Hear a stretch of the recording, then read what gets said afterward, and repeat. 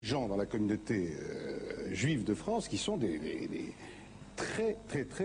représentent une opinion très musclée par rapport à Israël. On est allé les rencontrer avec Christophe Lancelotti de l'équipe de Riposte. On va vous faire réagir après sur le plateau. Allez-y.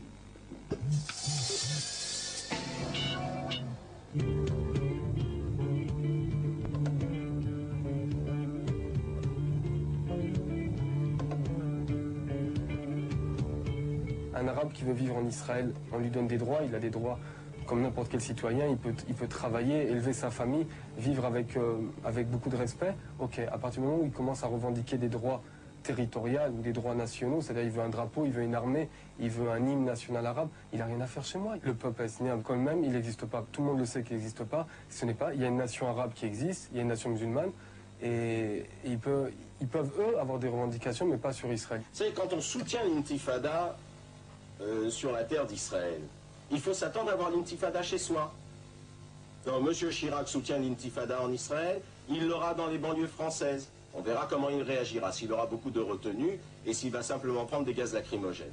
La police fait son travail, nous on a fait aussi un travail de fond, c'est-à-dire qu'on a commencé à descendre sur le terrain, ils ont vu qu'on était là, ils se sont calmés, il vaut mieux pour eux parce que sinon ils vont avoir une réponse adéquate.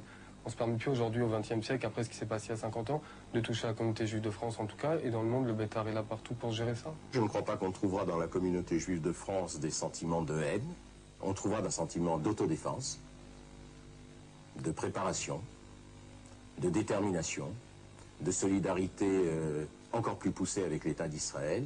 Il faut arrêter de dire que le pauvre peuple palestinien a besoin d'une terre, alors qu'on a toujours su que c'est le pauvre peuple juif qui a eu besoin d'une terre pendant 2000 ans. Il ne faudrait pas que le mot antisémite aujourd'hui rime avec antisionisme, et qu'on se permette aujourd'hui, je pense, sans pouvoir dire qu'on est antisémite, de dire je suis antisioniste et d'aller dans la cause pseudo-palestinienne qui n'existe pas encore une fois. Nous n'avons jamais demandé il y a 2000 ans à être expulsés de la terre d'Israël. L'histoire l'a fait ainsi. Pendant 2000 ans, à travers 80 pays dans le monde, le peuple juif s'est maintenu uni, avec les yeux rivés sur Jérusalem, et nous n'allons pas l'oublier. Henriette Genberg, je vous ai vu là pendant que vous regardiez ce petit reportage.